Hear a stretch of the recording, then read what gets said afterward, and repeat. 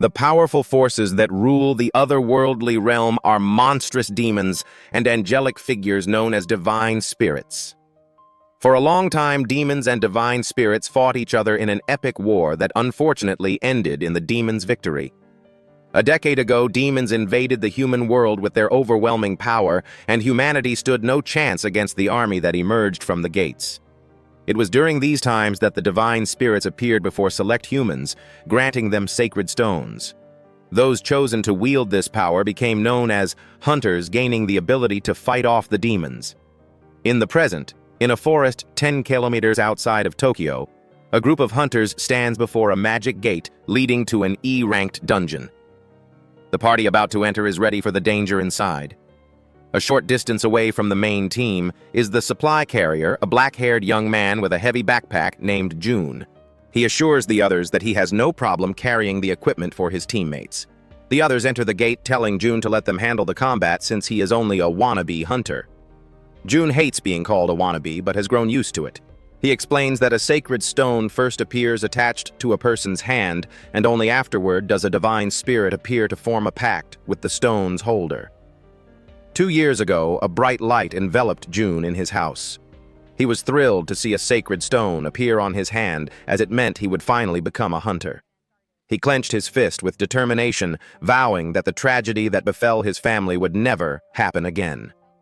He remembered the day the demons invaded Earth when he returned home to find his parents had been killed. The sacred stone became his ray of hope. One day June was in a park, practicing his swordsmanship. He felt satisfied after completing 1,000 swings and decided to go for a 20-kilometer run. As he ran, passers-by recognized him as the wannabe hunter. Their words stung.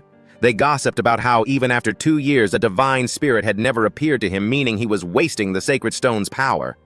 Flashing forward to a snowy day, June was slammed against a wall by one of his party members. The man complained that June was nothing but dead weight to their team. June insisted that he could fight, having trained relentlessly with his weapon. However, the man retorted that without a divine spirit, he was useless to them. The words hurt, but June couldn't talk back. As they left, his teammate told him to stop trying to be a hunter like them. June was left alone in the alley, feeling hopeless. He questioned why a divine spirit never appeared for him, making him an outcast among both hunters and ordinary people. Back in the present, June's party is fighting demons inside the dungeon. The leader, Kaito, uses the power of flames granted by his divine spirit flame. Usa's arrows made of ice, an ability given to her by her spirit Zero. Ren wields a lightning sword, a gift from his spirit Fall. With their teamwork, they easily defeat the demons. Kaito sees a demon approaching June from behind and shouts a warning, but it's already charging. June quickly places a hand on the ground, using it to pivot and successfully dodge the demon's strike. He pulls out his sword, telling himself he can take it down, and charges toward the creature. He strikes, hitting the monster's forehead, but it takes no damage. The demon only becomes angrier as it tries to dislodge the weapon from its head. June realizes that only an attack empowered by a divine spirit can harm it. The demon tries to strike again, but before it can, Kaito incinerates it with his fire. With the demon defeated, Kaito asks June if he is okay. June, collecting his bearings, apologizes and thanks him. The leader approaches, comforting June by telling him his evasive maneuvers were impressive. Unused to such praise, June explains that he has been training, so he'll be ready when a divine spirit finally makes a pact with him. Kaito says he hopes that day comes soon. Comforted by his leader's words, June gets back up to continue the journey, completely unaware of the subtle, mischievous smiles his teammates are exchanging. After a while, the team reaches the deepest part of the dungeon, where the gate to the boss room lies. Kaito touches the gate to inspect it, reminding June that demons have many varieties and unique routines. June asks if the plan is to exploit the boss's routine to defeat it. Kaito raises a hand and confirms he is correct. Suddenly, Ren grabs June from behind while Aika points an ice arrow at him. June stares in disbelief at his teammate's betrayal as Kaito opens the gate. Kaito explains that some demons fall asleep after eating, and with that they push June inside, laughing and calling him food. As the gate closes, June pleads with them to stop. Kaito's final words are, "This is what you get for being unable to make a pact with a divine spirit." June has no choice but to watch the gate close. He bangs on it, begging his teammates to open it, blaming himself for not predicting their betrayal. He then senses a presence behind him. Turning around, he sees the giant beast known as Behemoth. Before the monstrous creature, he looks as small as an ant. Tuyệt vời! Đây là phần tiếp theo của câu chuyện được viết lại cho chính xác và hấp dẫn hơn.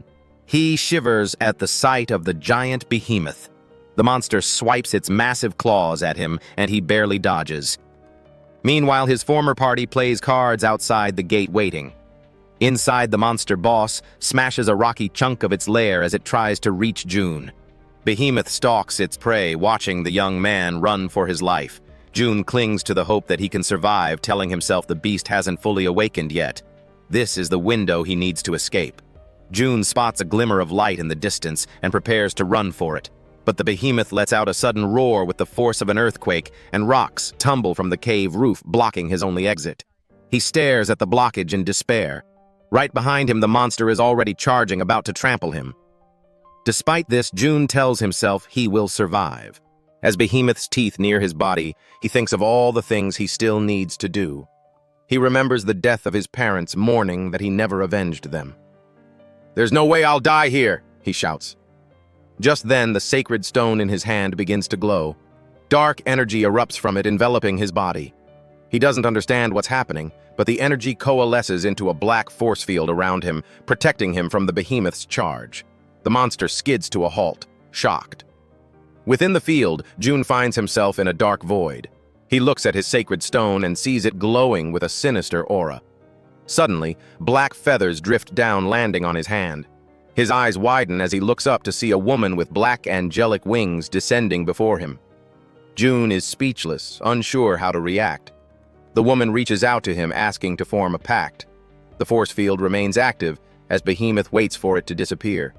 Inside the void, the winged woman again offers the pact to June. Confused, he hesitates. "Hurry up," she urges. "This void I've formed won't last long." She asks again, will he form a pact with her, or will he refuse?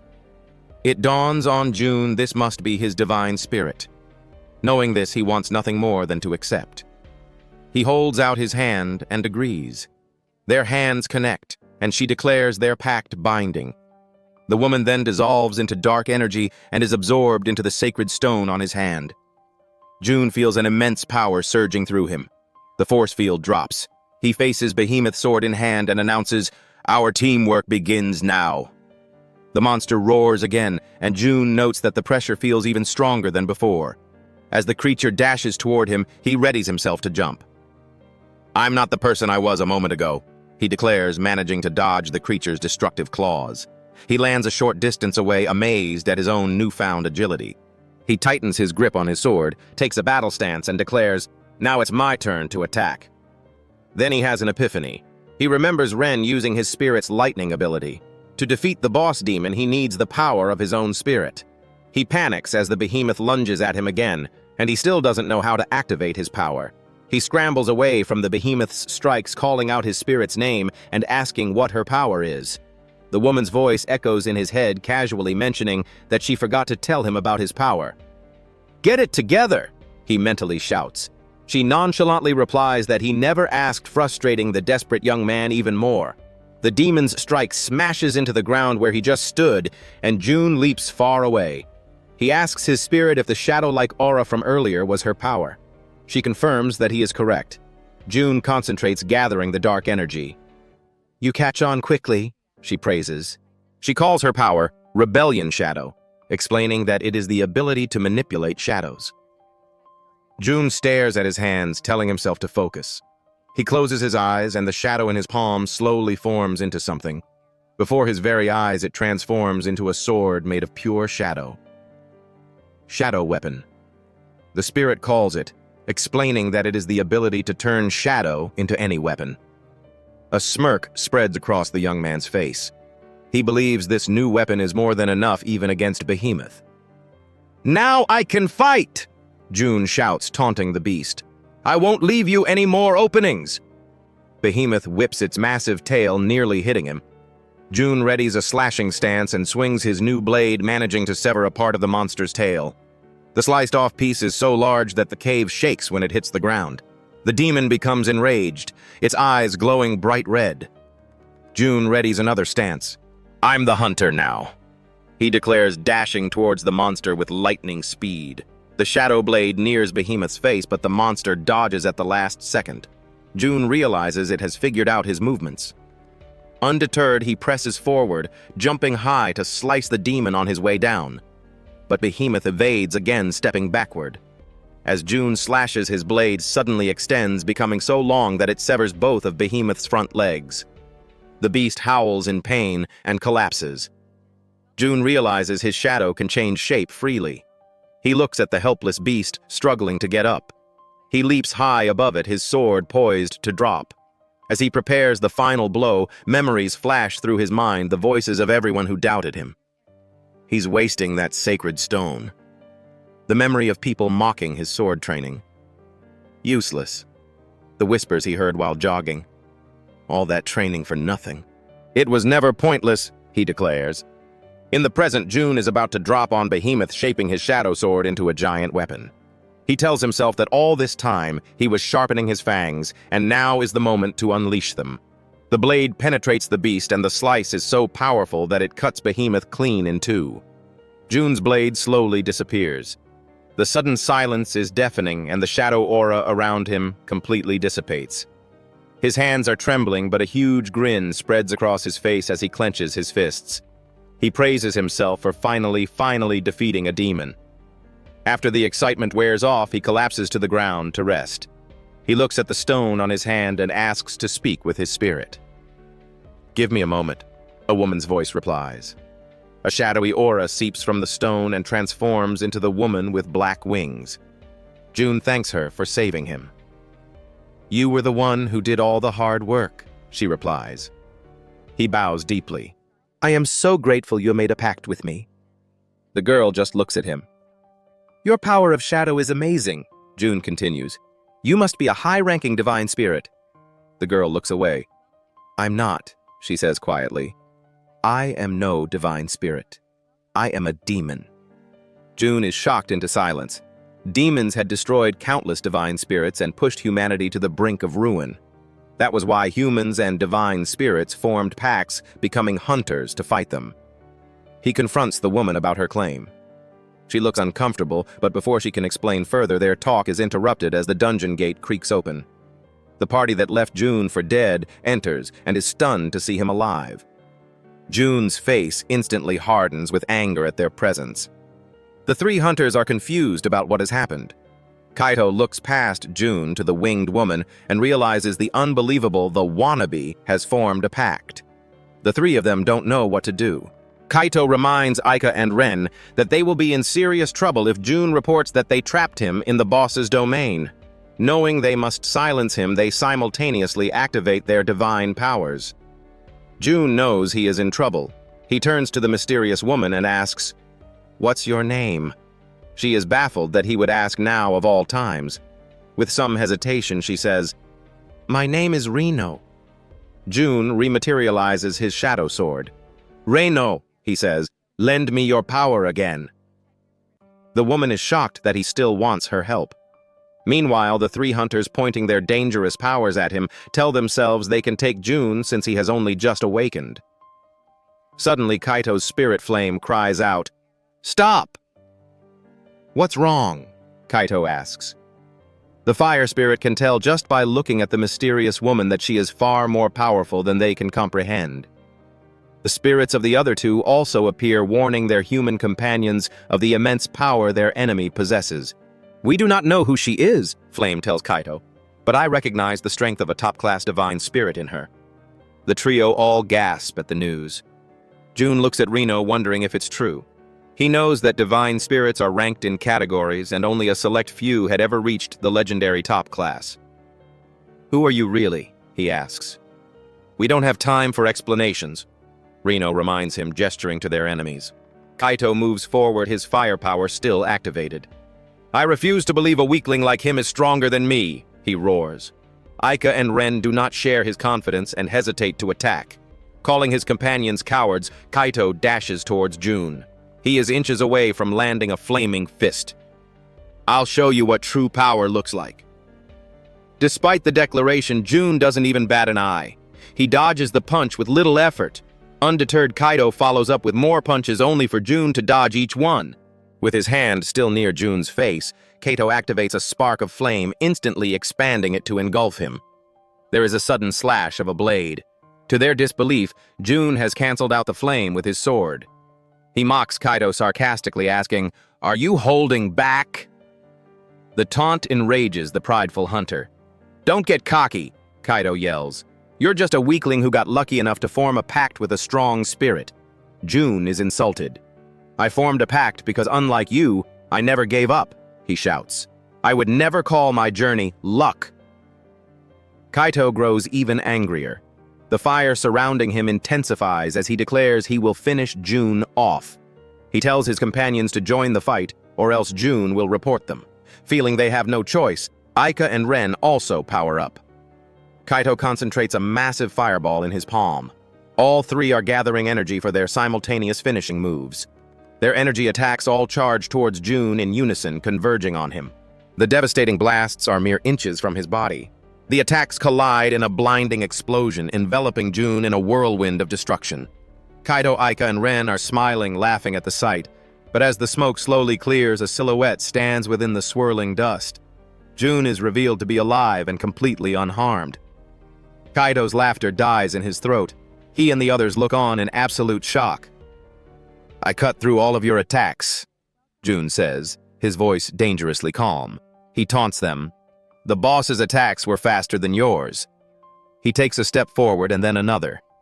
With each step, his presence feels more overwhelming and his former teammates shrink back. Now, Kaido is genuinely scared.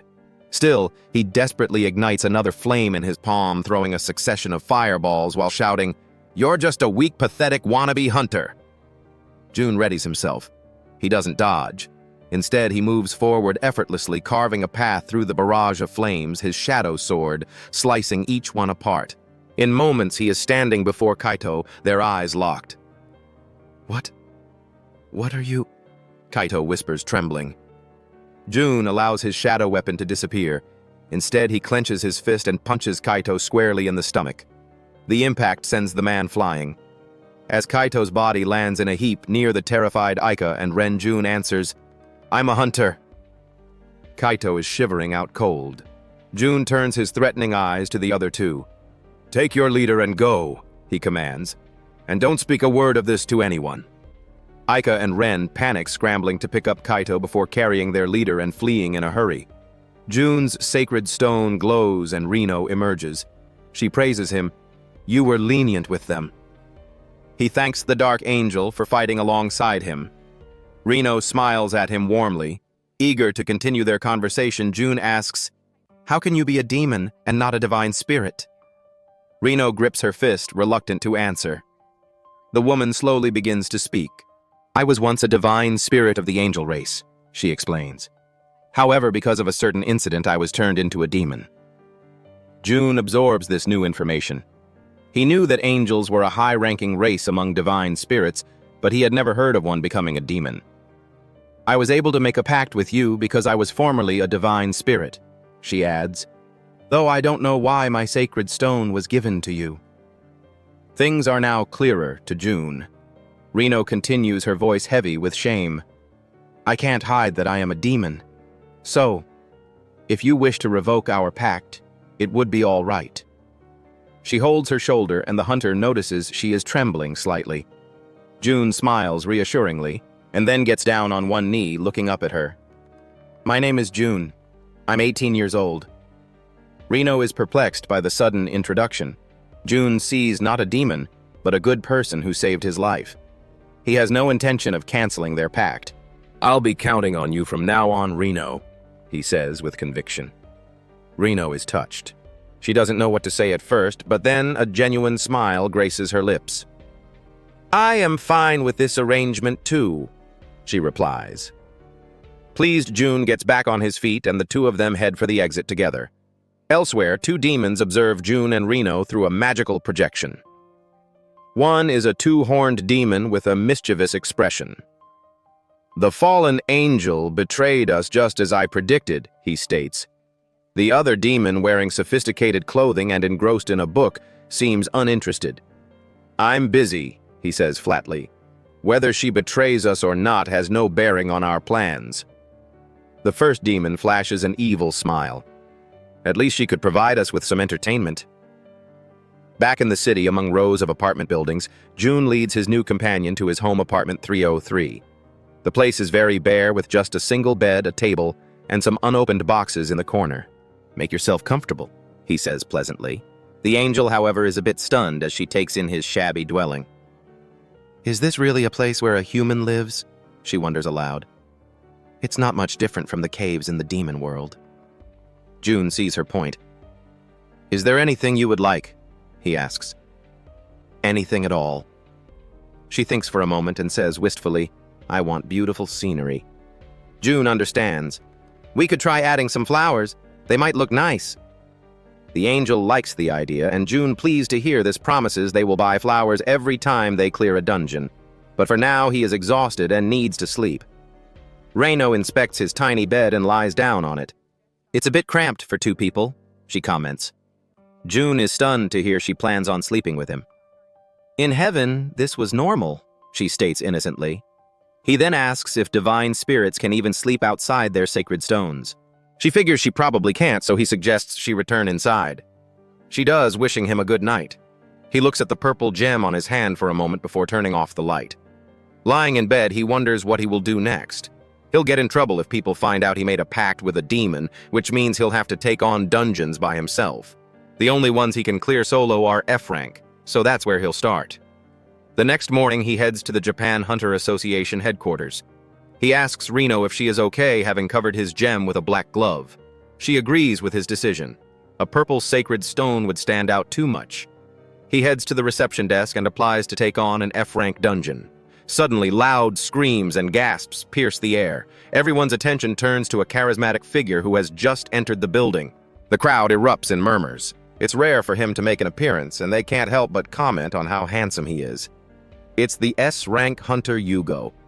He holds a bottle of alcohol, casually taking a swig, without a care for the crowd snapping photos and vying for his attention. Used to this, Yugo notes that not much has changed. Then his eyes scan the room and lock onto June in the background, widening in surprise. The F-rank hunter recognizes the S-rank hero and wonders if they just made eye contact. A pleased look crosses Yugo's face as he walks straight toward June, the significant height difference between them becoming more noticeable with every step. "What's your name and rank, kid?" he asks. June can't believe the famous hunter is actually talking to him. Yugo chuckles, assuring him it's fine and that it's been a while since he's spoken to someone who wasn't a fawning fan. June stammers out his name and rank.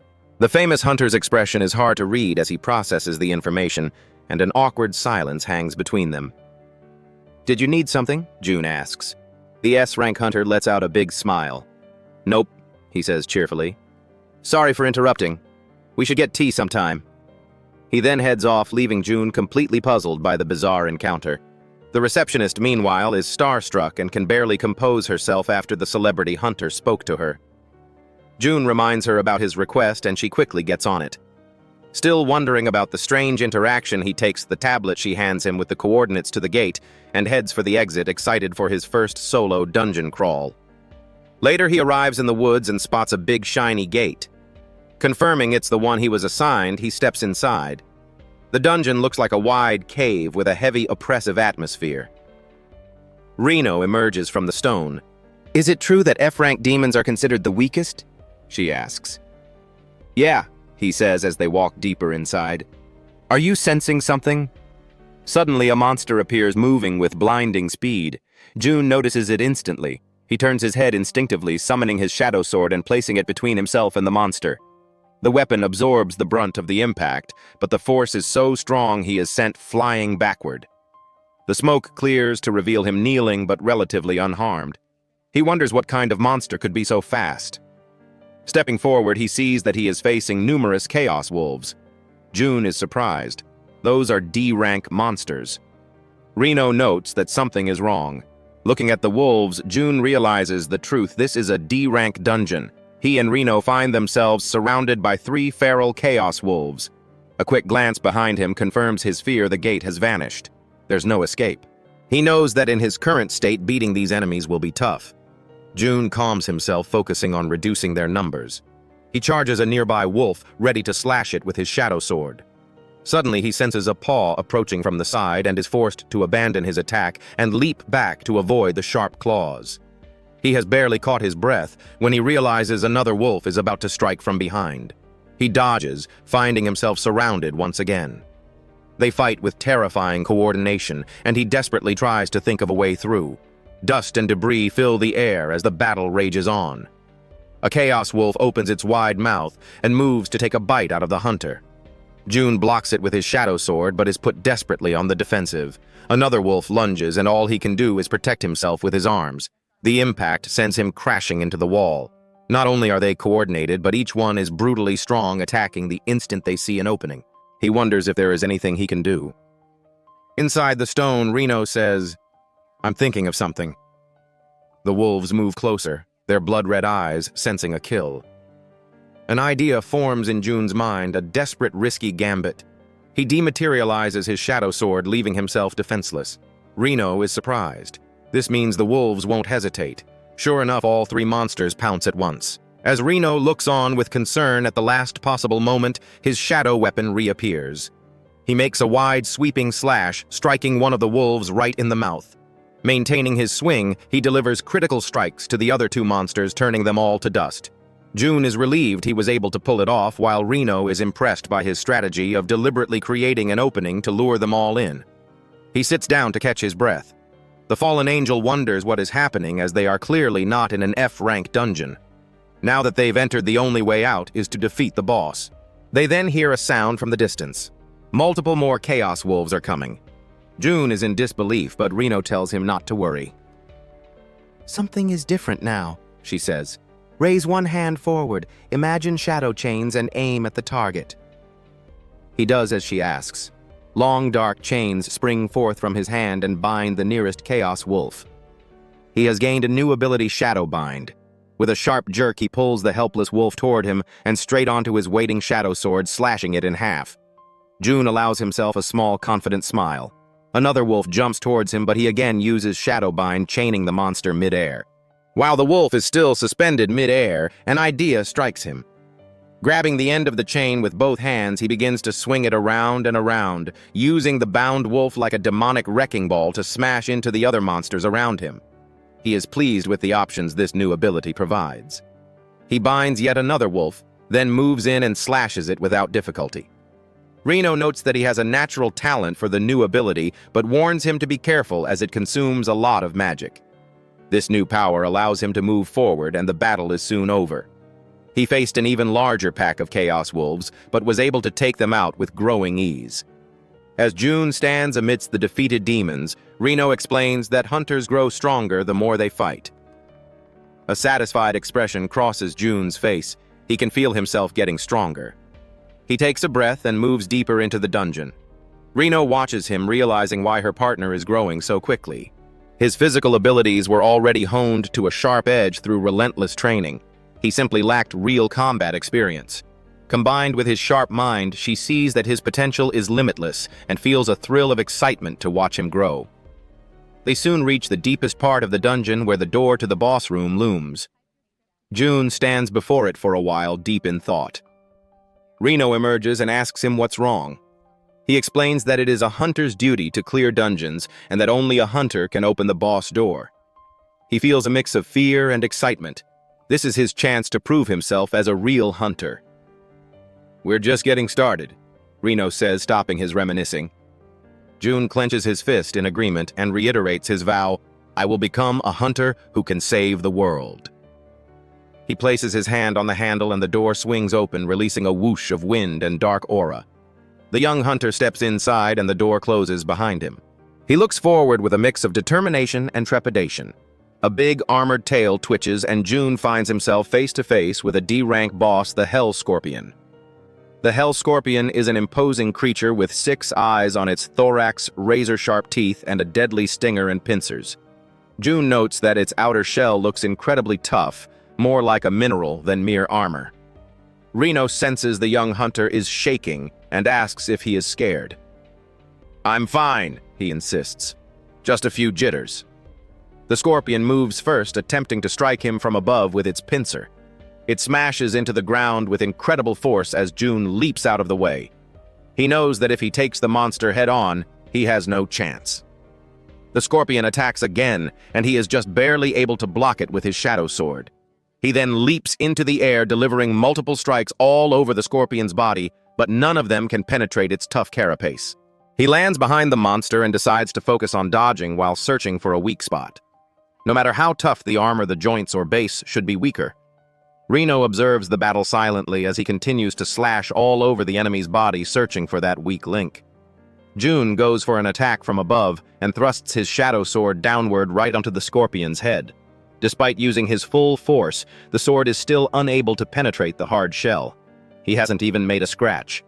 The scorpion roars in anger and crystal shards form on its tail, which it then fires at the young hunter.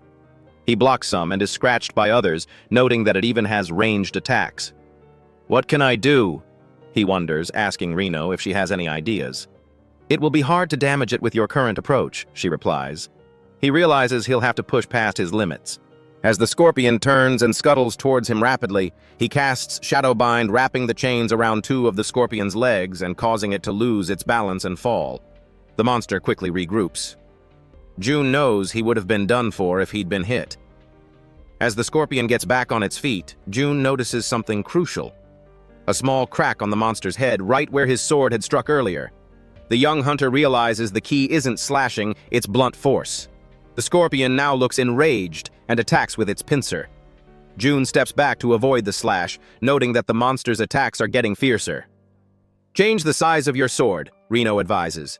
"Slashing has proven ineffective."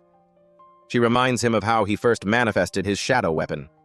The memory flashes through his mind, not just a sword, but the ability to form any weapon. He sees she is correct. The scorpion moves to strike once more, and June leaps high into the air to get out of its way. Reno looks on with concern, knowing he won't be able to dodge the same attack in mid-air. The scorpion fires a volley of projectiles at him, but he is prepared. He casts a shadowbind from above, grabs the chain tightly, and pulls himself down towards the dungeon boss. He summons his shadow weapon, but this time it forms not a blade, but a giant war hammer. With a guttural roar, he brings it down with maximum force right onto the scorpion's head. June takes a step back. It was enough. The beast's head has been completely bashed in. He holds his shadow hammer with pride, realizing he can create more than just swords. He thanks his fallen angel for her hint, but adds, "You could have just told me directly." Reno smiles. "It's important for you to figure things out for yourself," she replies. "Unexpected challenges are what help you grow." He sees her point as they both stand before the monster's corpse. June simply chuckles, hoping the next battle won't be quite as tense. The next day, back at the Japan Hunter Association headquarters, the receptionist is extremely apologetic for mistakenly sending him to a higher-level dungeon. June smiles and says it's fine, explaining that he grew a lot from the experience. Grateful, she shows him his reward, which will be transferred to his account. June looks at the check, 1.5 million yen. He's surprised it's so high, but she explains it's the standard reward for clearing a D-rank dungeon. She bows deeply, saying she hopes he comes back and addressing him as Mr. Hunter. The title fills him with pride. He's now truly living his dream. He heads outside and joyfully tells Reno they can finally buy the flowers they agreed on. As he thinks about what kind of bouquet to get, a green-haired girl walks by him. He recognizes her and turns around. She is looking at him too, and a smile of recognition spreads across her face. "June," she asks. He realizes it's Kaya, an old friend. Seeing her hunch was correct, she asks how he has been. He replies that he has finally made a contract with a divine spirit and is working hard, which clearly shocks her. People on the street stop and recognize her. She's the famous hunter who became a B rank in record time. Reno, hidden within the stone, seems a bit jealous and asks who he's talking to. He explains that she's his childhood friend, a hunter with incredible potential who hates demons more than anyone in the world. Flashback images show June and Kaya through the years from childhood to their teens, always super close. That changed one fateful day when Kaya and her brother faced a demon. The young man stopped, turning to face the enemy. He screamed at his sister to keep running as he stood face to face with a demon more than twice his size. She refused to leave him behind, but he told her that at least one of them should survive. He desperately tried to fight, but was no match and was killed right in front of her, leaving her traumatized. 2 years ago, both June and Kaya obtained their sacred stones. He apologized to her then, as his divine spirit still hadn't appeared, meaning he couldn't fulfill his promise to fight alongside her. She understood but replied with a serious expression that she couldn't afford to stop and left him behind. Back in the present, June and Kaya are having dessert in a restaurant catching up. She's impressed to hear he beat a D-rank dungeon all on his own and comments that he really lives up to his potential. She then asks what kind of divine spirit he made a pact with. The question immediately makes him nervous. He hesitates, wondering how to answer. Reno, not pleased, says she can appear any time, but then his friend will see she is a demon.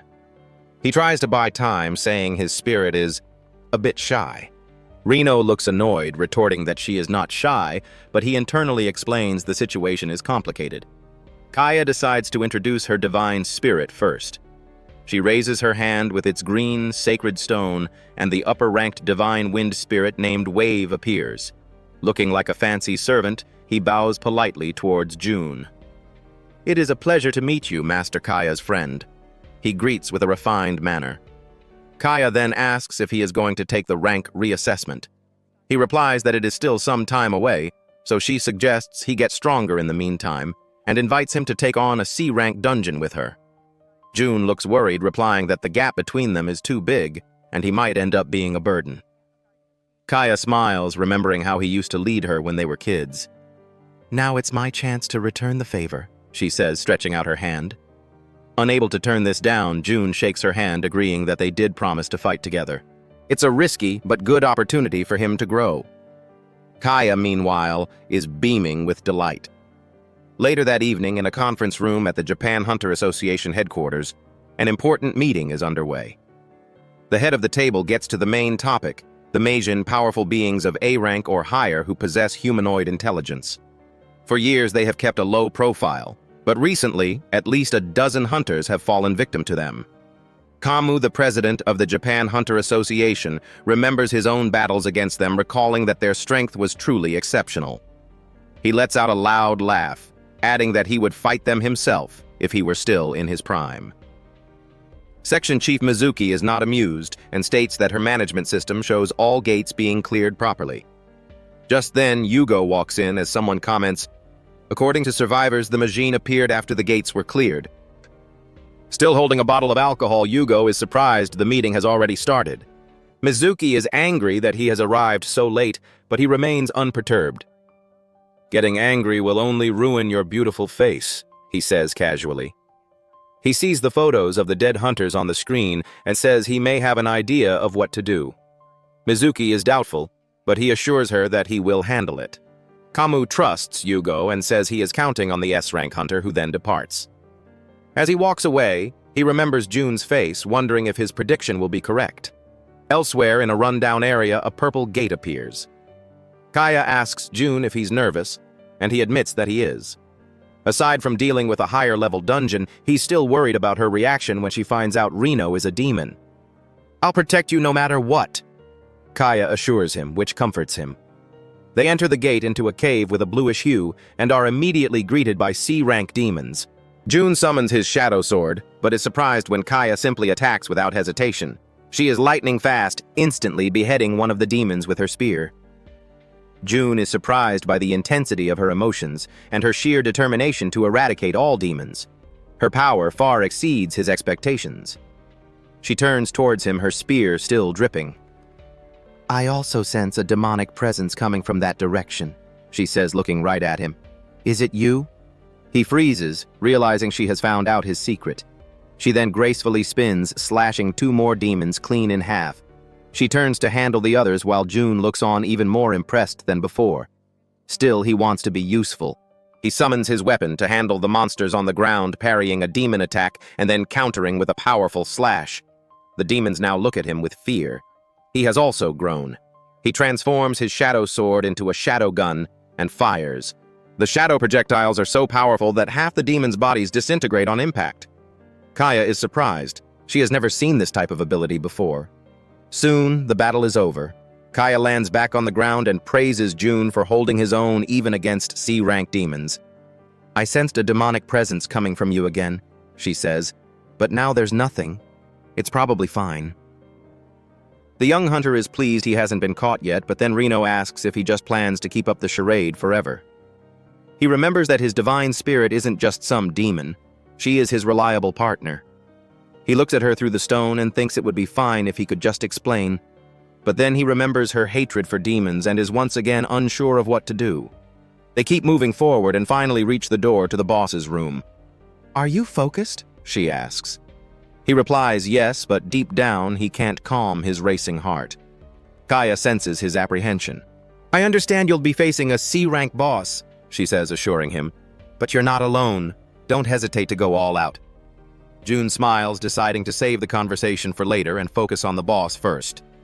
Thanks, he says as they fist bump and then enter the boss's room. They are met by the C-rank dungeon boss, a cyclops about 3 times their size. June is awed by its overwhelming presence, while Kaya instantly springs into action, determined to kill all demons no matter how powerful they are. She casts Wind Spirit Mantle and flies right at the huge demon. The cyclops raises its large wooden club to strike her, but June casts Shadow Bind, wrapping the chains around the club and yanking it off course. The Shadow Bind prevents the cyclops from lowering its weapon, allowing Kaya to deliver a direct hit to the monster's midsection. It grits its teeth, roaring in anger as it shatters the shadow chains. As Kaya moves back, a look of understanding passes between them. Without exchanging a single word, they know exactly what to do. They both jump at the monster, attacking in perfect sync from opposite sides. The monster screams in pain. June feels a surge of pride at their perfect timing. They move in again, weaving and striking in another perfectly synchronized assault that the Cyclops is unable to defend against. Kaya is happy, realizing they are thinking the same things, constantly changing positions and disrupting the monster's focus. She moves in again, slashing the demon's chest. It raises its club, but June once again casts Shadow Bind from behind, not allowing it a chance to counterattack. The boss is now significantly weakened, and the binding ability holds fast. Kaya now, June shouts. Finish it. Thanks, she calls back, then casts another ability. Wind Shower. A torrent of green magic rains down on the monster, ending the fight in a brilliant explosion. Amazing, June breathes. He then sees her running at him, a huge smile on her face. She calls out his name, her face alight with a joy that makes her even more beautiful, causing him to blush. They give each other a high five, celebrating how well they fought together. Still, he knows he must not be satisfied and must continue to grow. Wave emerges from her stone and compliments their exceptional teamwork. It's because we've known each other for years, Kaya replies. As a team, we can go anywhere. June, however, lets out a nervous gulp. He knows he can't hide his secret any longer. Kaya, there's something I need to tell you. He starts to remove the glove from his hand, but before he can finish, they both suddenly sense a new dangerous presence. They look to the side as a flash of violent energy strikes the ground like lightning. As the dust settles, a demon emerges and the two hunters look on with concern. It's the two-horned demon who was watching when Reno became June's partner. I've finally found you, he says, looking at them with evil intent. A palpable malevolence rolls off him, a pressure leagues beyond any demon June has ever encountered. He is also intrigued to be seeing a humanoid demon for the first time. Kaya steps in front of June, blocking him protectively. Are you a Majin? She asks, her voice tense. The demon is impressed. Indeed, he smirks. I am the Majin named Grom. Kaya confirms the rumors are true. She activates her wind power and tells June, Run, I'll hold him off. June hates this plan. No, we escape together. Kaya gathers wind in her hand and shoots a laser-like beam toward the enemy. Grom dodges the attack effortlessly. The Majin taunts, From my perspective, you're moving in slow motion. His words make Kaya grind her teeth. June watches them trade blows, recognizing they are on a completely different level. He grips his fist in frustration, feeling useless. Grom catches Kaya's spear mid-thrust, stopping her in her tracks. He then throws her away like a doll. She hasn't given up. Flying through the airwave advises her to use her secret technique. She forms a hand gesture, preparing. Maelstrom, she cries, and multiple tornadoes erupt from her palm, all converging on the demon. June shields himself from the incredible wind pressure. As the storm subsides, he hears laughter. The demon steps out from the destructive explosion, completely unharmed. That was just a gentle breeze, he mocks. His words only make the woman more determined. I'll kill every last one of you demons, she declares, dashing toward Grom. He finds her comment funny. Ironic, don't you think? What's so funny? Kaya demands. Grom points at June. Because your precious friend has made a pact with a demon. June feels completely exposed. You're lying, Kaya shouts at the Majin. There's no way June would ever make a pact with a demon, and he would never keep it a secret from me. June stays silent, his fist clenched. Kaya sees his silence. June, deny it, she pleads. But he can't even look at her. He knows he has to come clean. It's true. He admits summoning Reno. Kaya is stunned. She can't believe a demon just emerged from his sacred stone. June tries to introduce Reno, but Kaya's grip tightens on her spear. How could you? She yells, her voice cracking with betrayal. How could you make a pact with a demon? I can never trust you again. Kaya, please let me explain. She doesn't listen. She charges recklessly toward the Majin. Grom catches her by the throat mid-air, his grip tightening, strangling her. As he readies his other arm to strike a fatal blow, shadow chains erupt from June's hand, binding Grom's arm. Let her go, June yells. Grom shatters the chains with contemptuous ease. Finally! The Majin grins. The main act has entered the picture. He throws Kaya aside. June catches her before she hits the ground. I'm sorry, he whispers to the unconscious girl. Grom points at Reno. You're the one I'm interested in. Do you know him? June asks Reno. She explains that the Majin tried to recruit her when she became a fallen angel, but she escaped them. June now understands the true power he's facing. Demons are my enemies, Reno tells Grom. I will never join you. The Majin laughs. Why not? You could have revenge on the divine spirits who abandoned you. I have no interest in revenge, Reno declares. Then accept what you are. A demon kill divine spirits kill humans. What does it matter? Join us. Stop it! Reno yells, a deep hurt building within her as tears well in her eyes. June stands up for his fallen angel. She is different from you, he tells Grom. The Majin looks confused. A demon is a term for those who hurt others without reason, June explains. Reno is too kind to be a demon. She's my partner. Reno is touched by his words. But Grom only hears the ravings of a weakling. He prepares to crush them for their sentimentality. June and Reno get ready to fight together. Exploit his overconfidence, Reno advises. Create an opening so we can escape. The Majin dashes forward. June moves into a blocking position, but in a flash, the demon is already behind him. A swift kick sends June flying into a rock wall. As he recovers, he uses Shadow Bind, but Grom shatters the chains instantly. June materializes a gun and fires, but the Majin catches every single bullet, then opens his hand and lets them clatter to the ground. Any more tricks? He asks condescendingly. June is frustrated, realizing he's being completely toyed with. Across the cavern, Kaya is waking up. She can vaguely see the battle, the seriousness of the situation dawning on her. She sees June and his demon partner working desperately to keep Grom at bay. She watches Grom punch June and a scream of worry escapes her lips. But she sees that June and Reno are still standing their ground, that Reno is fully supporting June. She sees their bond. Why, she questions. Why did he make a pact with her? Her eyes sadden at the thought that she can't trust him any longer. Grom kicks June again and again, laughing at how much his enemy is struggling. Yet June, bruised and battered, still stands. The battle had been ferocious, but now the dungeon was dead silent. June asked how a simple punch was so effective when divine power was the only thing that could hurt demons. In reality, Yugo had coated his entire body with divine power, but even so, his physical strength was abnormal. Cursing the unexpected beating, Grom summoned a ball of magic and launched a beam of darkness. Not even bothering to dodge, the hunter stood his ground and cast a spell of his own. An enormous ray of light shot forward, completely devouring the demon's magic. The Majin was stunned, unable to believe he was being so utterly overwhelmed. He barely dodged a direct hit, but the spell's area of effect was so huge that it still took his entire arm off. As the enemy screamed in pain, Jun was mesmerized by his ally who hadn't even moved. Goaded into using his full abilities, the Majin seethed with anger. Reeling from the damage, he released a burst of magic and a huge mass of killing intent. However, before he could do anything more, another Majin Fane appeared and held him back. The atmosphere instantly grew immensely heavy. Grom looked back in anger, questioning why his comrade was interrupting. Called a fool, he was told that he'd die if he used his spells in his current state.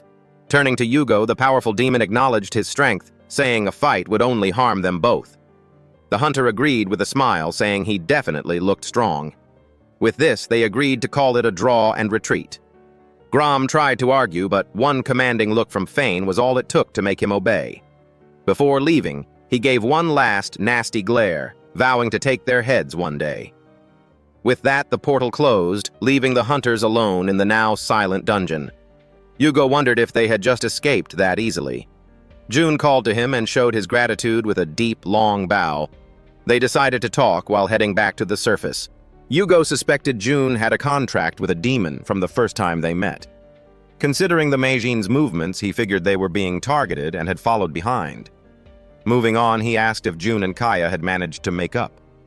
Kaya realized that her friend hadn't changed, but getting a chilling tone, she turned to Reno and said she still didn't trust her. The fallen angel told her to do as she saw fit, while Jun struggled to calm them down. Yugo thought deeply about the former spirit and believed she'd be a significant key. As such, he welcomed her along with her partner's humanity. Feeling a wave of hope, Jun smiled. Building on this burst of inspiration, he rushed to the S-rank hunter and declared his determination to grow much stronger.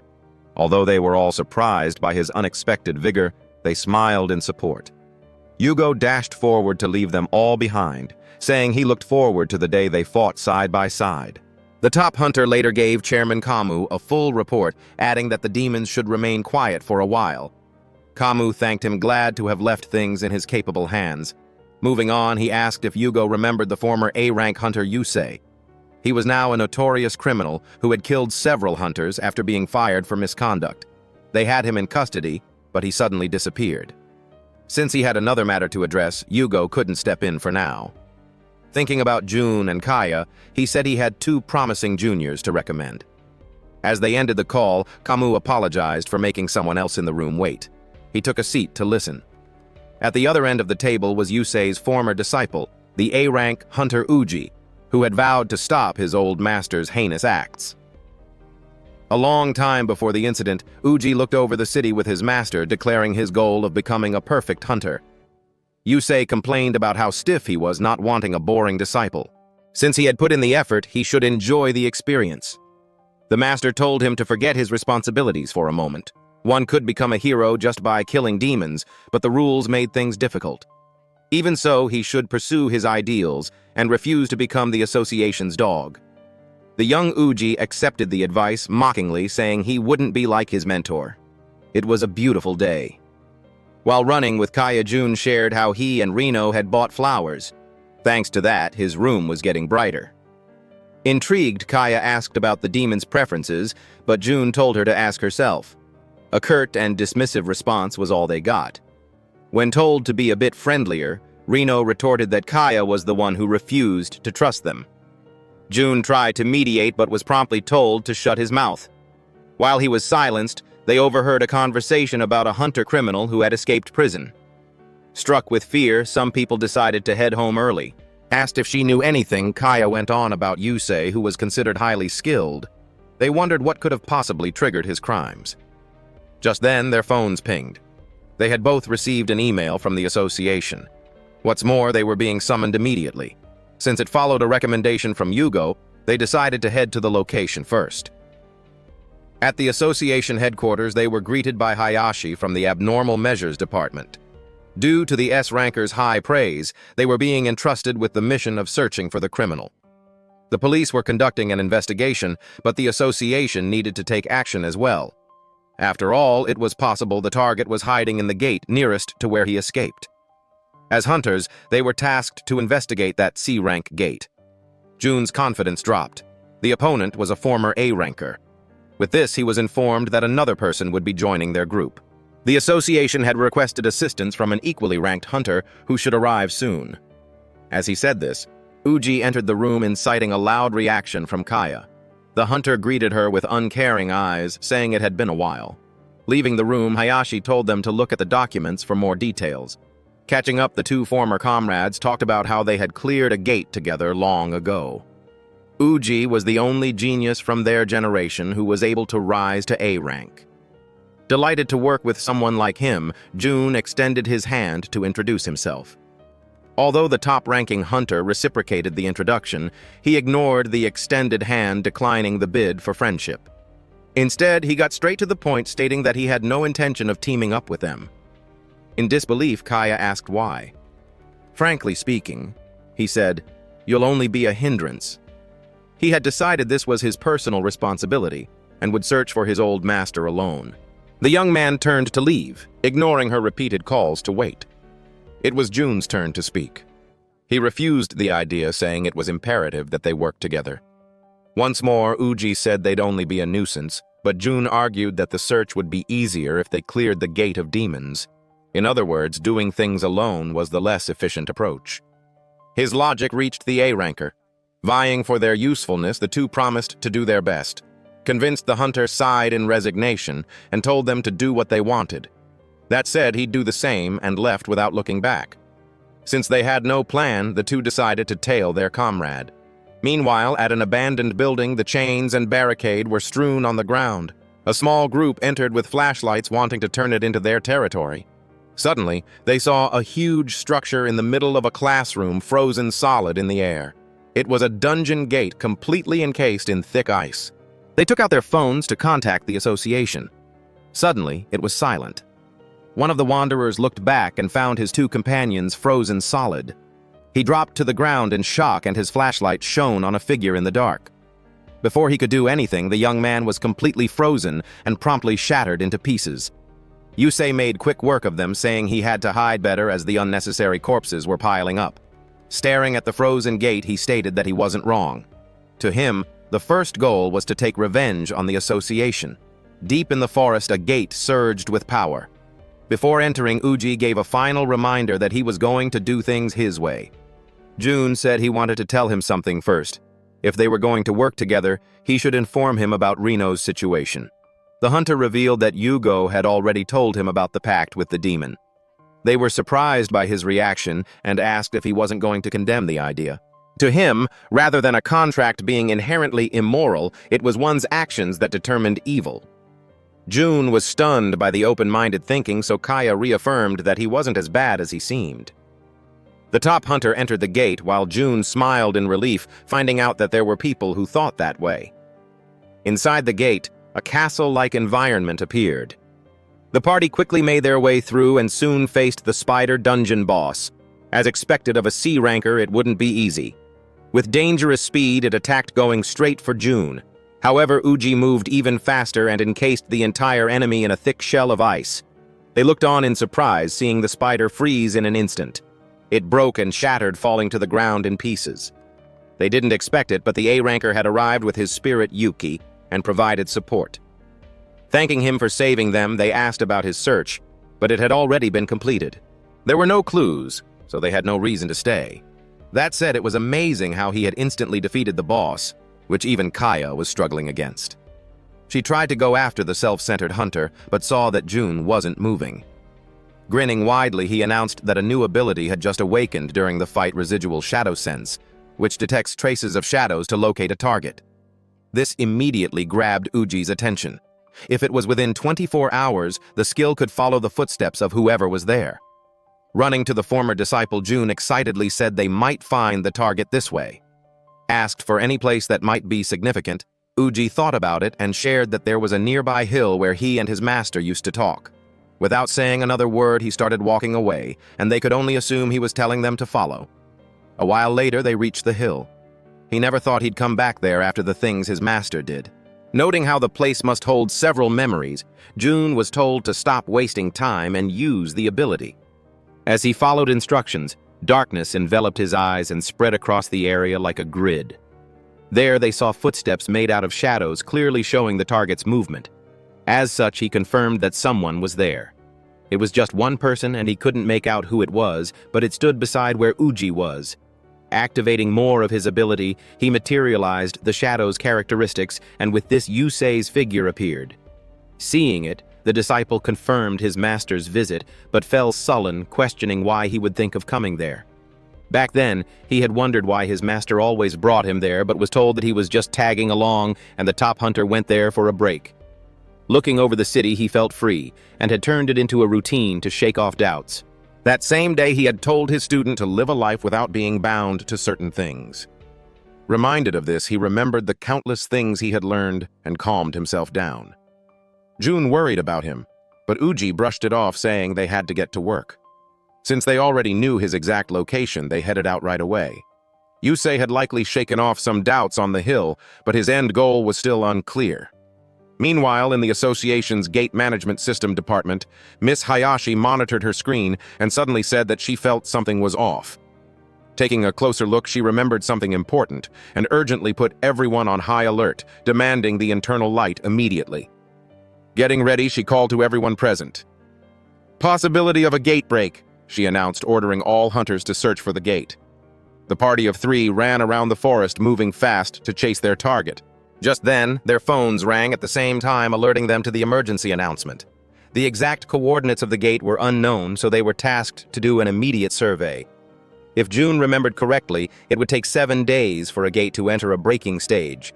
Since it could happen at any moment, they had to hurry but would risk losing Yusei's trace.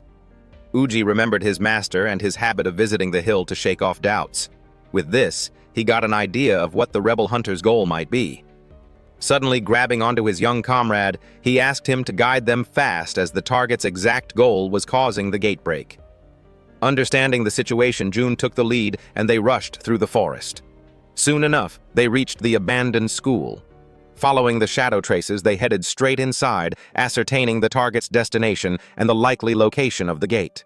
Just then, a huge bolt of darkness shot out of the building's roof, reaching the heavens. It turned the sky dark, and that very phenomenon reminded June and Kaya of an unforgettable view. It was etched into their brains as it had signaled the day their families died. As such, the two powered up that instant, knowing they had to stop the demons no matter what.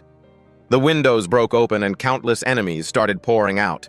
The hunters charged in, taking as many out as possible to minimize the destruction. They tore through the monsters, intending to hold the horde back until reinforcements arrived. While the two were doing their best, Uji created a path of ice leading straight into the building. He hopped in alone, leaving the others to fend for themselves. The self-centered hunter was working on his own again, and so they had no choice but to struggle on their own.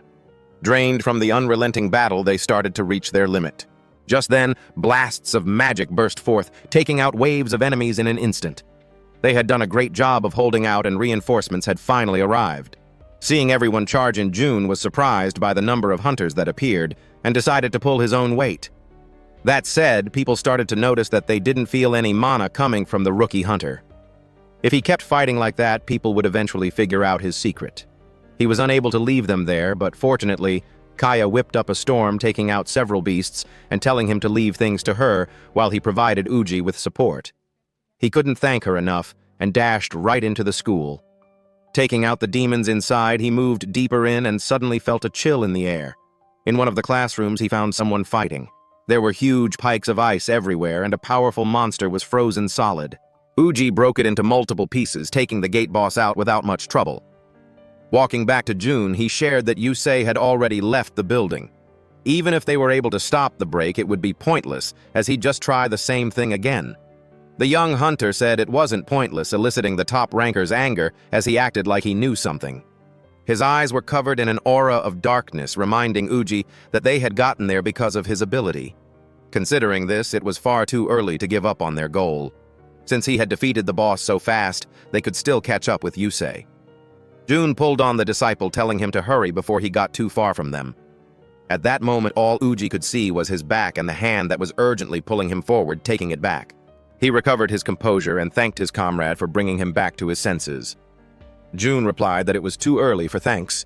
They could settle the pleasantries once everything was finished. The two rushed forward following the shadow traces, determined to put an end to this. Later, they reached the Association System headquarters, the very place the shadow was heading. If the gate management system was destroyed, the world would be thrown into chaos. The place was already in ruins. Ice blocks littered the area along with debris and rubble. To make things worse, employees frozen in entire blocks of ice cluttered the floor. They were too late. Security hunters, staff, everyone was already subdued. Uji dashed on, leaving the young hunter there. Following the trail of destruction, he sped deeper into the building. In the middle of it all was Yusei, standing meters away from the main generator. He had placed a powerful explosive there, beeping and ready to blow the association apart. Just then, shards of ice shot at him, but he blocked them with little to no effort. Uji had made it just in time. The reunion didn't go too well. The master told him not to spoil his plan, which was progressing so smoothly. Uji declared that his master's crimes would end right there. Hearing this confidence, Yusei flicked his finger, causing a huge wall of ice to block the entrance. It was thick enough to stop anyone from entering, and since it was their long-awaited reunion, he didn't want to be disturbed. They heard June banging from outside. The master suddenly asked if his former disciple wanted to take revenge. With determined eyes, Uji factually stated that he couldn't afford to be lenient with him. After all that, he still hadn't changed. Yusei called on Flo, his high-ranking divine spirit, and told the disciple to go all out. He didn't need to be told. Yuki was already out as well. There was only one condition to win, destroying the traitor and the device. If he fought with the intention to buy time and call for reinforcements, he would certainly die. He summoned multiple ice pikes, knowing they must reach a conclusion right then and there. Watching him send the projectiles forward, Yusei acknowledged his growth as a hunter. Unfortunately, they were nothing in the face of the one who had taught him. Using the same spell, the master overpowered his student's attack. Fighting head-on would be disadvantageous, so Uji summoned dual ice blades. Amused, the traitor smiled, reminding him who taught the technique. As he must already know the answer, he summoned an ice blade which was cruder, but also much harder. For his first move, the student threw one of his weapons, using it like a dagger. Yusei swatted it away, surprised that he would discard the advantage of dual swords so easily. Now he just had to be careful of the opponent's armed left side. He did not expect that a blade would come speeding from the right as well. They crossed over and he barely dodged to keep his head on his neck. Against his expectations, the student had already generated a new sword. The battle intensified, and the young hunter continued to hack at the veteran, relentlessly throwing his blades at him. It was an interesting tactic, only possible since his ice regeneration speed was faster. He commended Uji, surprised and excited by the way he fought. With a gaze as cold as his power, the student said he wasn't the same person anymore and believed that his tactics were working. However, Yusei felt like he was being underestimated. He decided to get serious and show him his new ability. On the other side of the room, June was pounding on the ice wall. However, its creator was considerably strong, so all he could do now was keep trying. The huge block of ice beside Yusei kept growing, seemingly molding into something else. After a while, a perfect clone materialized, rendering Uji's dual-wielding obsolete. The student foolishly thought that a petty doll couldn't be that strong. Believing this, he charged in confidently. However, the petty doll blocked his blade completely, and he couldn't even move an inch. Sent back, he was told that the clone moved independently and was at the same level as its creator. Uji struggled, thinking of a way to deal with the well-made doll. With this, it was 2-on-1, and it was too bad that his friend couldn't join.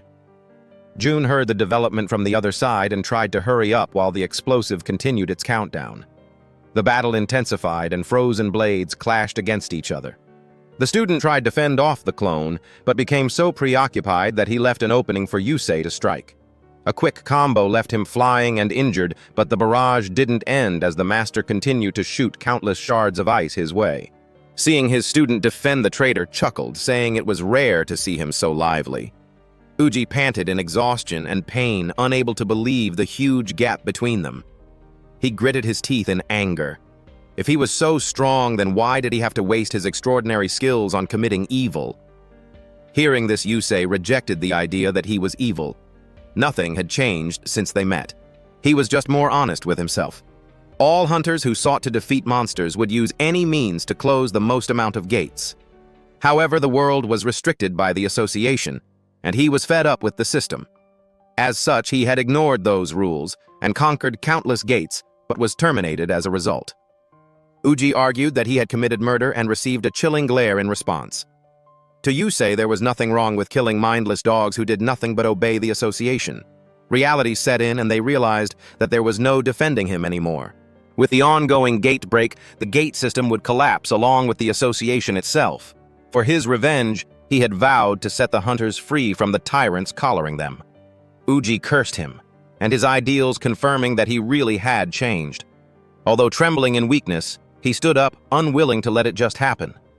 As his former disciple, he promised to stop him right then and there. While he could keep barking, he was already trapped, frozen solid from the ground up. He hadn't noticed, but the ice was rapidly creeping up his legs. With all his limbs immobilized, he couldn't do anything as his master pointed his blade at his head. "Goodbye," Yusei said, raising his weapon. Just then, they were interrupted as the wall blocking the entrance exploded. Jun barged in on their fight, splitting them apart with a swing of his hammer. Putting himself between them, he told the traitor to stop with the nonsense. Jun broke the ice off Uji's limbs, allowing him to move once more. Hammering away, he confidently assured him that he knew how to break the ice. All this time, he had been hitting the wall, desperate to come and help. Comforted by his comrade's presence, Uji smiled. Meanwhile, Yusei overheard his statement about knowing how to destroy his ice. The master doubted this, as he must just be another piece of trash in the association. With the numbers now evened out, a new battle began. Since having an opponent like Uji was troublesome on its own, he decided to go after the weakling and regain the numbers advantage.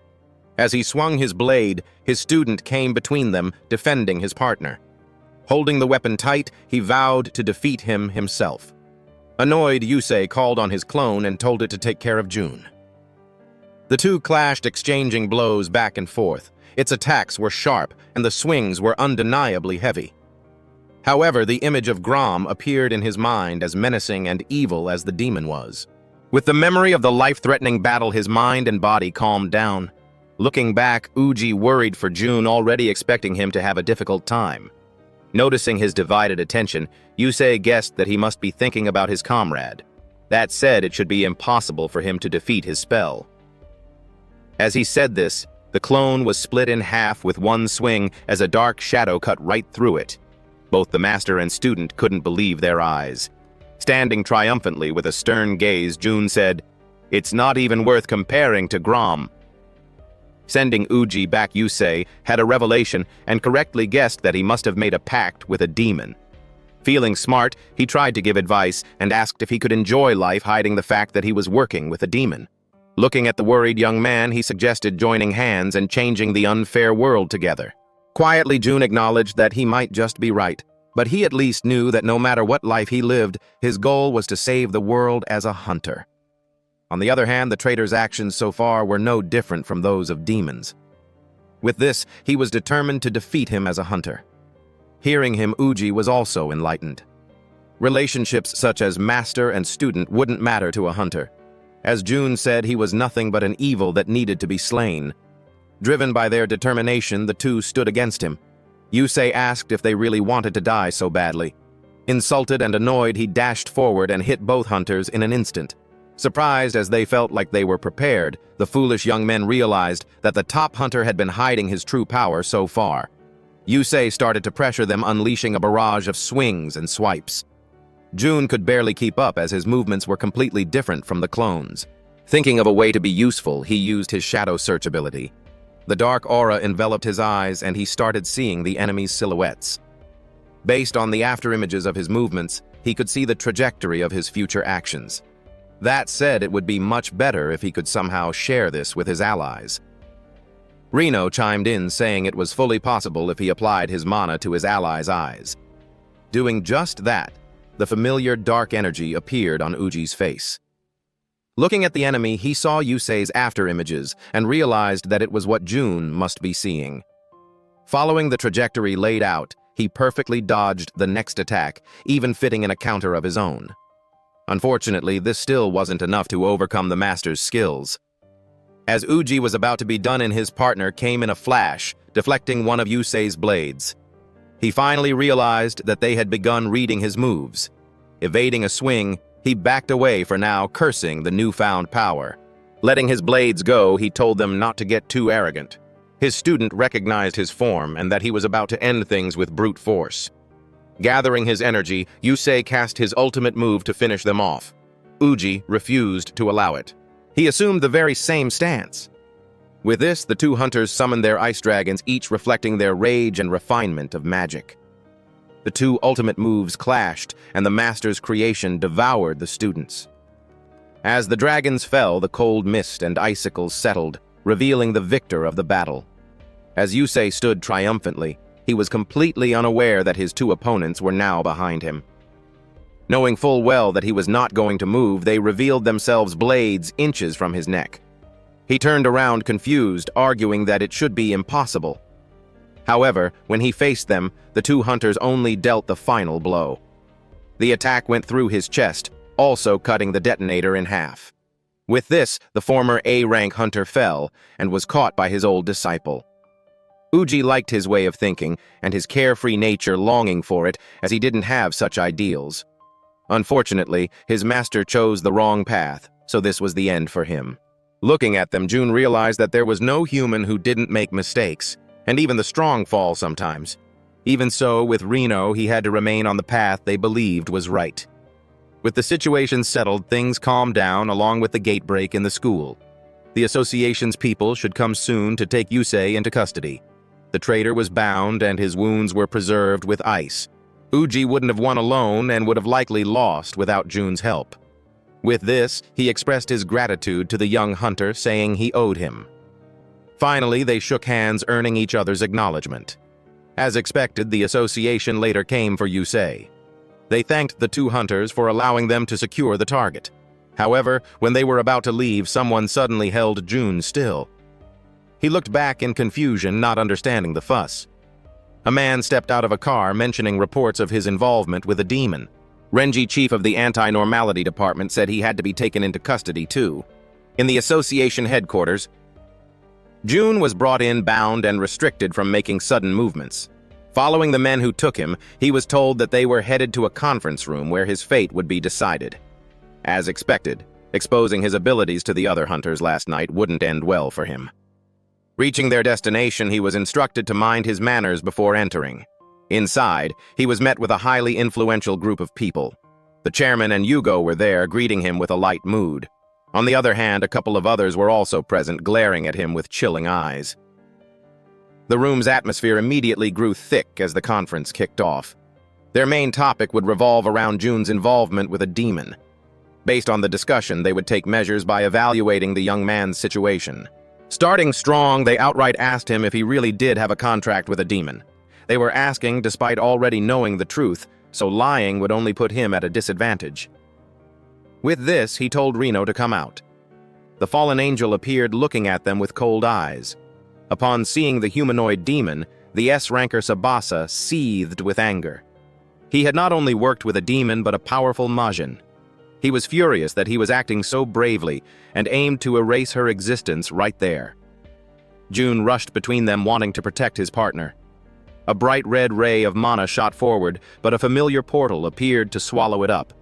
Yugo had stepped in to save them, calling his peer out for being too hasty since the discussion had just begun. He suggested taking a seat for now. Still fired up, Tsubasa threatened to erase him, arguing that a discussion would be a waste of time.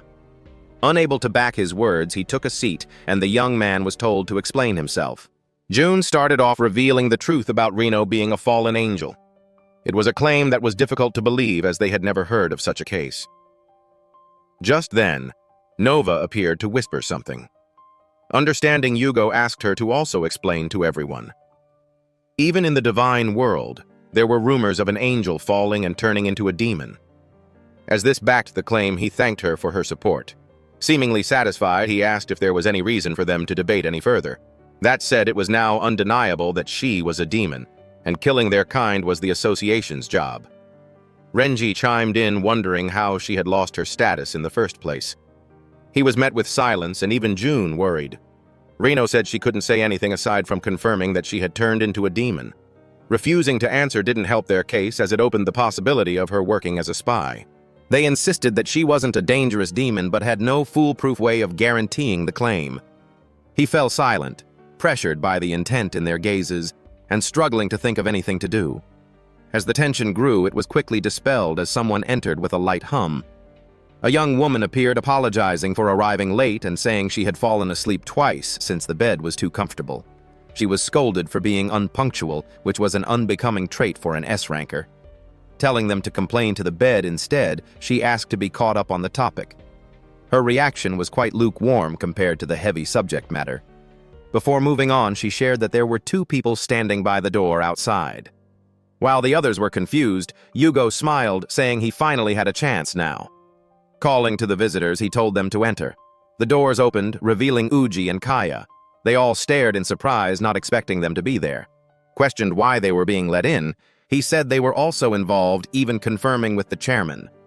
After a moment of thought, Kamu allowed their presence, wanting to hear the opinion of those deeply close to the young man. With this, the 2 stood by his side, but June worried that doing so would only drag them along to his punishment. Uji asked them to consider that he would not have been able to capture Yusei without the defendant's help. Kaya added that they had once fought a Majin, and that Reno wouldn't have helped if she were evil. Ending their statements, she sincerely asked for their consideration, asking them to believe as their friends had fought bravely against their adversaries. June couldn't help but be touched, and Renji acknowledged how serious it must be if even Kaya, who hated demons, was willing to go so far. Yugo said it was proof that she wasn't dangerous for now, but couldn't guarantee their future. With this, he proposed that the 2 had the potential to save the world as they knew it. Tsubasa scolded him for being too idealistic, as the risk of betrayal was higher. Since it was their job to respond to such a case, Yugo volunteered to take responsibility should that happen. As the tension grew once more, he reaffirmed his faith in their potential as the best option to defeat demons. Whatever happened, June didn't want to waste his allies' efforts. Soon enough, the time to decide came, and those wishing for disciplinary action were told to raise their hands. Tsubasa and Renji raised their hands, while the 2 other S-rankers smiled at each other, keeping their arms low. Himi's response frustrated them, so she reasoned that it was rare for Yugo to go so far. With the votes split, they turned to the chairman for a final decision. The old man was silent and deep in thought. After a while, he opened his eyes, staring deep into the pair's hearts. For now, he asked to hear their intentions before making his choice. Addressing Reno first, he questioned the reason why she had made a contract with her partner. Seemingly having earned her respect, she first lowered herself to the ground, meeting the humans, and explaining that she simply wanted to help him whose heart was suffering. Moreover, demons were her enemies as well, and she wanted to defeat them with June. The chairman asked if the hunter had anything to say. Remembering his family, he stated that he didn't want to let anyone lose their lives unfairly. For that reason, he would give his very best to fight the demons. With this, he offered himself up, asking that they be used for the sake of the world. The room was silent, and his words seemed to even reach Tsubasa. After another moment of consideration, Kamu said he had made his decision. Everyone fell silent as they awaited the chairman's resolution. For now, June and Reno would continue their activities while being overseen by the association. The conclusion surprised most of them, except Yugo, who smiled in satisfaction. Tsubasa was incredulous and momentarily questioned the old man's decision, not expecting it from someone like him. The hunter refused to accept without a good reason. Kamu sighed in slight exhaustion and explained that he saw their value to the association, which already had its worth. Moreover, he had not seen any lies while looking into June's eyes and listening to his words. Despite the uncertainty of the future, he had not grown as soft as they might think. Since no one could fool the chairman's eyes, Tsubasa backed down and followed his decision. Moving to the conditions, he wanted the fallen angel to provide information on the Majin. Moreover, they would be building achievements through the subjugation of demons. If they acted under these conditions, they could win their trust soon enough. June gladly accepted the generous offer, bowing to thank them for their understanding. With this, they were to explain everything they knew about demons without leaving out details. Uji and Kaya were asked to leave the room for the sake of secrecy. Since the information they had about demons was limited, the chairman mentioned the Majin and asked to know about their power and numbers. As far as Reno knew, there were around 100 of them, and they held a social structure like the hunters. The high number took them by surprise, but she made it worse, adding that dozens of them were at least on the same level as Yugo. With that said, the information was very bad news for the association, but Yugo confidently said that they'd somehow take care of it. On top of that, there was a being who led those Majin, but she didn't know more about it. This was crucial information as they had finally confirmed that the enemy had a king figure. She knew all this because of her experience after falling as an angel. She had been taken to their base and invited to join their ranks. She was completely overwhelmed by their numbers, and while they tried to brainwash her, she managed to escape at the last moment. They then asked for their purpose and why they were invading the human realm. Demons had the same needs as humans, such as food and sleep, but they also had their own primal instincts, which were to invade and dominate. If this was the case, it meant there was no reasoning or negotiating. However, Majin possessed intelligence and reasoning on top of their instincts. This meant that the being acting as their king should have a goal in mind. While it was highly possible she didn't know more about the details, the information fired Tsubasa up. He vowed to destroy their goals, declaring that if they were invading the peace of humans for such trivial reasons, it would be interesting. Yugo was also intrigued, wanting to fight intelligent Majin and their king. For now, they thanked Reno, saying they might contact her again in the future. Despite all that, their goal was still the same. They would continue to fight against the demons. For now, June would remain in their custody and be watched mainly for security purposes. It would be officially announced later, but it was safer for him to remain inside the association.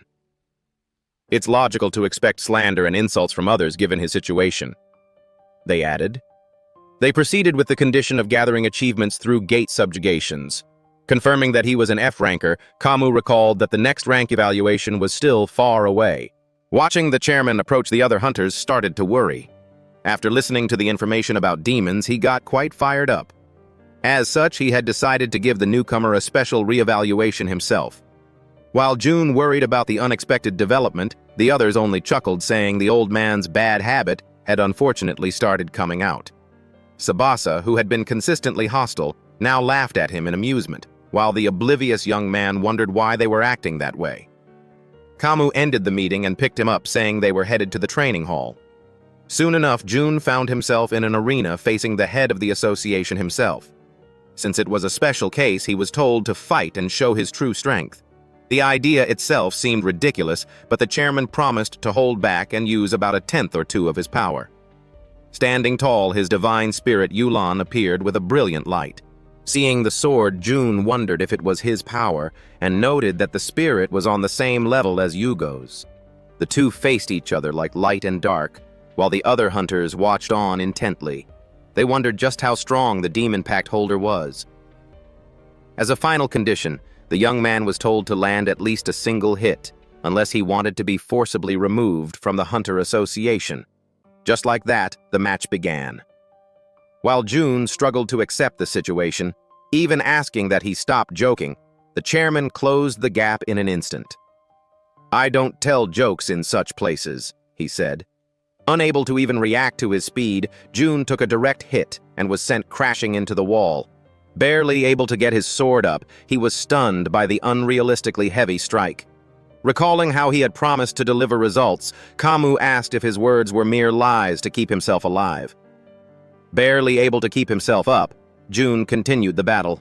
His hands felt numb, and he couldn't believe that the chairman was holding himself back. Kamu overflowed with power and told him to fight without hesitation. With no other choice, he did as told and charged in with determination. For now, he started by binding his opponent with chains, revealing the ability for the first time. The young man jumped in believing his sword would be unstoppable, at least in this situation. As he brought the blade down, the gap between them became clear as the chairman caught it between his fingers. "Shallow attacks," he said, merely tossing him to the ground, knocking the wind out of him. At this rate, he wouldn't be able to land a single hit. Determined to prove himself, June backed away for now, trying to regain his footing. Meanwhile, Kamu broke the chains, asking if he had anything more to offer. While all that was happening, a bottle of alcohol opened up. Yugo downed the bottle, enjoying the match with the others who shared mixed feelings over the show. Without moving an inch, June thought hard, wondering how he could land a single hit. Tired of how long he was taking, the chairman decided to go on the offensive. His movements were intense, and the old man closed the gap in an instant. Summoning his brilliant sword once more, he swung, and the target was well aware that blocking the attack was not an option. Left with nothing else to do, he jumped away just in time. The cut just barely missed, cutting the fabric on his chest. That said, the old man had swung as wide as possible to make his attack dodgeable by the right person.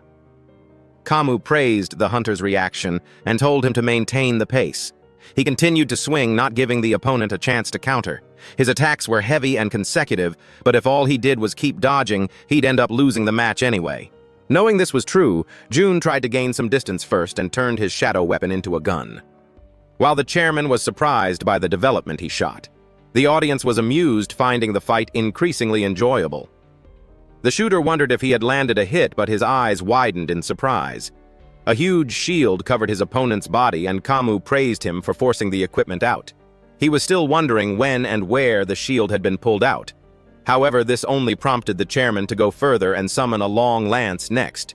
His divine spirit skill was armory, which allowed him to change weapons as he wished. Having multiple weapons at his disposal was already problematic, but it was obvious that none of them were normal. His spirit, Yulan, was the god of weapons, and allowed him to use heroic equipment as much as he wanted. In other words, the chairman was the strongest close-range fighter in the association. With this reveal, they proceeded to the second round. Since using a gun against a spearman was risky, he switched back to his sword. As they might have noticed, the armory skill was similar to his shadow materialization abilities. Intrigued, the chairman charged in, curious as to how he was going to counter his armory. Jun struggled against the series of thrusts as the power was combined with the lance's long reach. Just then his eyes noticed something. Something shimmered, and he reacted instinctively, deflecting the axes thrown his way. Able to use his skill this way as well, Kamu followed up and smashed a huge hammer on the ground. Seeing the enormous weapon, he noticed the shape starting to dissipate. Jun backed away and jumped high to evade the swing of a sharp axe. While he was in the air, the weapon changed again and now turned into a bow and arrow. Not having the chance to breathe, he did his best to stay alive. Meanwhile, Yugo realized what was happening and praised the chairman for being a great instructor. The hunter sliced the arrow in half. Now the two faced each other once more.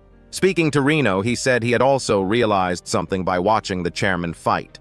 Armory gave the advantage regardless of the opponent, which was why he wanted Jun to watch.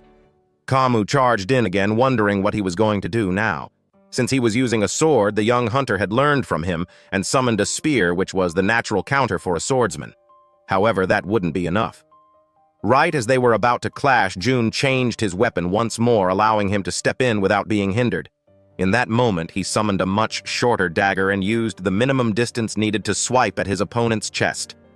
Everyone was shocked by the maneuver, which had allowed him to tear the chairman's shirt even just a tiny bit. He had successfully and meticulously used the time lag from the opponent's equipment change. Panting in exhaustion, Jun waited for their decision. Using a spear in close proximity was difficult, so he had aimed for the gap and timed the perfect blow. Kamu praised the boy's wits and ended the examination. The young hunter nearly fell to his knees, exhausted by the demanding trial. The entire time he was being guided, asked how he would overcome certain situations. In addition to his nimble movement, he used his head well enough on the battlefield. Told to improve on himself more, the reevaluation was concluded, and he was given a B rank for now. It was a huge jump, but the decision was made also considering his future. Filled with newfound determination, Jun vowed to grow stronger. Just then, Yugo appeared from behind, saying it was a thorough evaluation, but adding that he still had a long way to go, at least in terms of skill. Knowing this was true, and that he was still far from where they were, Jun called to the S-ranker, burning with passion to be stronger. He asked for mentorship, bowing and saying he was looking for guidance. Yugo smiled as things were going as expected so far. Since he was already thinking about training the young hunter, he accepted the request and looked forward to his growth. Seated with their respective divine spirits, Yugo suggested doing the same training he and Nova had done years ago. Hunters borrowed their spirit's power, and by understanding that connection, things would be more efficient. Of course, this logic applied to them as well. As long as their contract was bound by the sacred stone, there would be no issues. Moreover, converting divine power into mana was still possible in theory. This would be perfect for Reno since she had a massive mana pool. The only problem was he couldn't accept and steadily control it right now.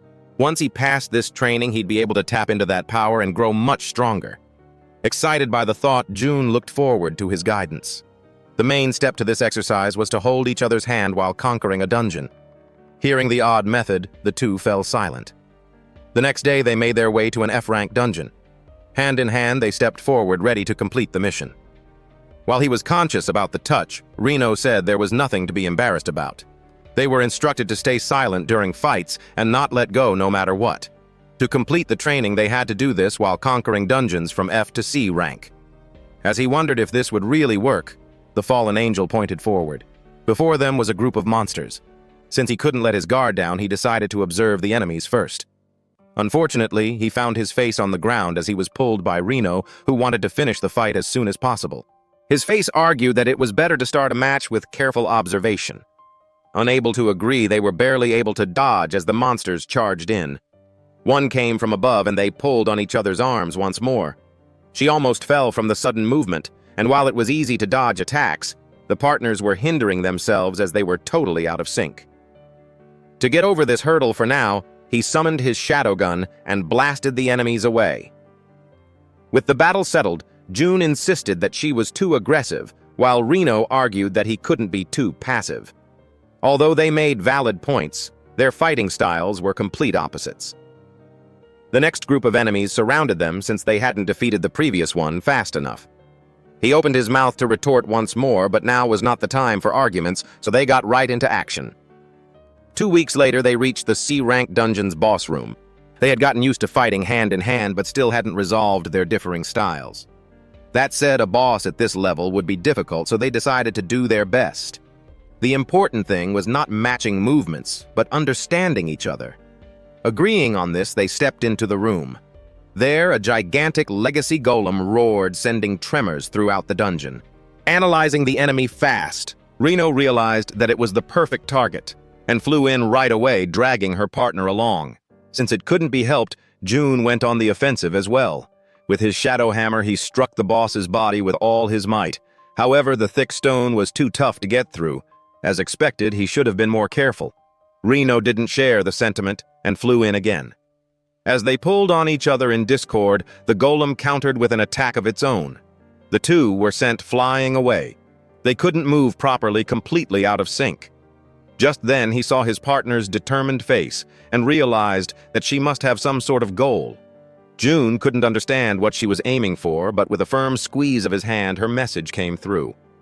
Regardless of what it might be, she was asking him to trust her. With a newfound understanding of her, he ascertained that she had something in mind. To be in sync and get stronger, he let go of his hesitation and surrendered to her pull. The enemy charged in, and they dodged as usual, but now the two moved much more gracefully. With a counterattack, he targeted the golem's chest, sending it back and breaking it open. Inside, he saw a glowing orb, which was likely its weak point. Thanks to Reno's lead, they were able to uncover it together. She flew in again, wanting to end it once and for all, but found herself being pulled back like before. Turning around in confusion, she saw her partner's face. Now it was his turn to ask that she place her faith in him. Touched by his determined eyes, she understood his intentions. They pulled back just in time to dodge the boss's long-range attacks. At times like this, he believed it was best to step away and reassess their situation. Now she understood that his method was one that limited the risks they were taking. The enemy stood tall, towering over them, but the two were now much more confident in each other. With an understanding nod, they dodged the next strike perfectly, allowing June to counter and send the golem staggering back. They didn't give it time to recover, following through with a barrage of swings and strikes. If he were alone, he could never conquer such a dungeon, and if she didn't have him by her side, she would have been defeated long ago. Now they acknowledged each other's sentiments.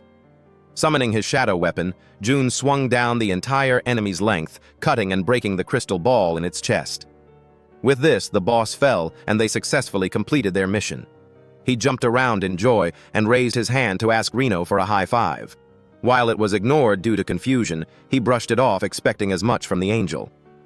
Later at night, someone approached Yugo in a bar. He was downing drinks as usual when the store's bell rang upon entry. Curious, he asked how they had found out about the place.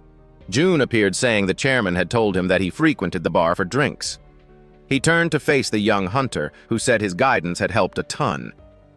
Compared to before, he now had much better control of his mana and seemed like a different person. With his training completed, he had grown way beyond Yugo's expectations. Brightening up from the praise, he sat beside his mentor. Tomorrow, June had to conquer a B-ranked dungeon, and it seemed several hunters had been called on.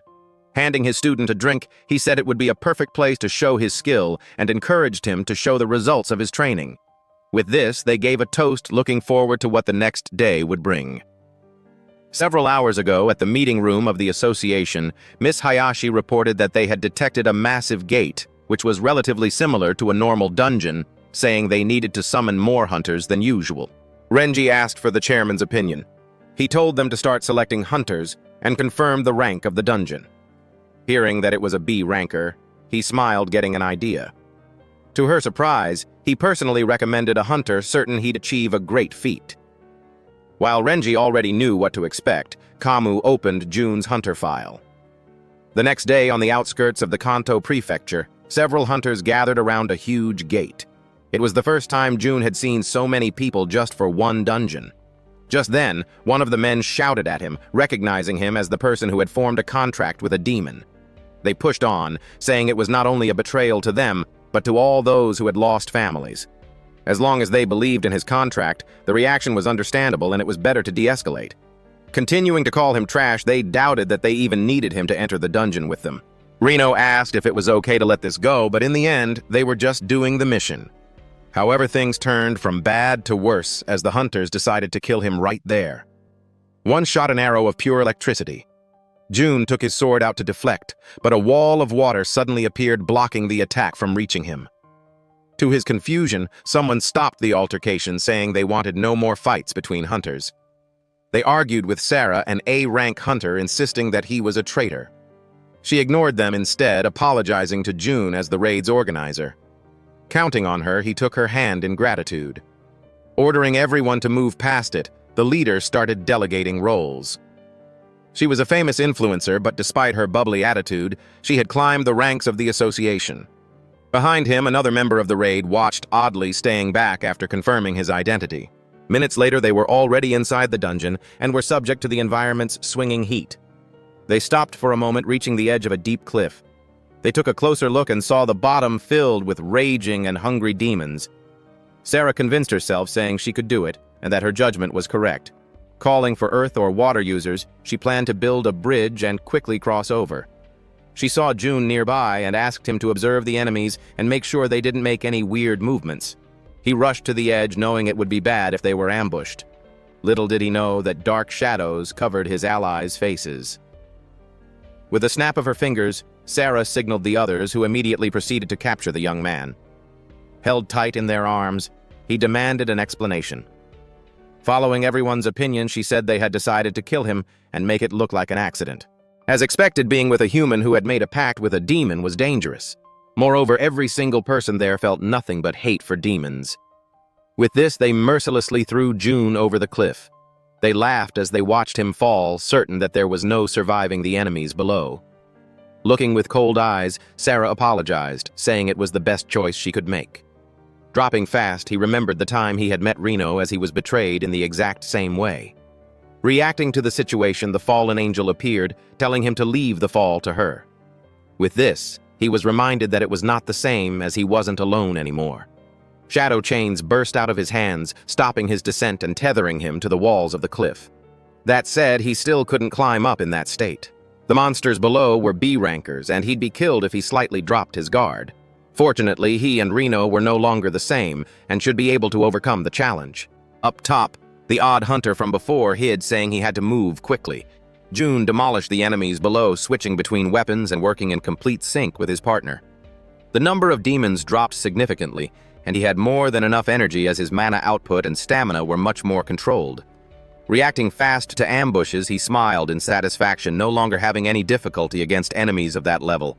While he continued to fend them off, the boy from before watched from the edge, mesmerized by his swift movements.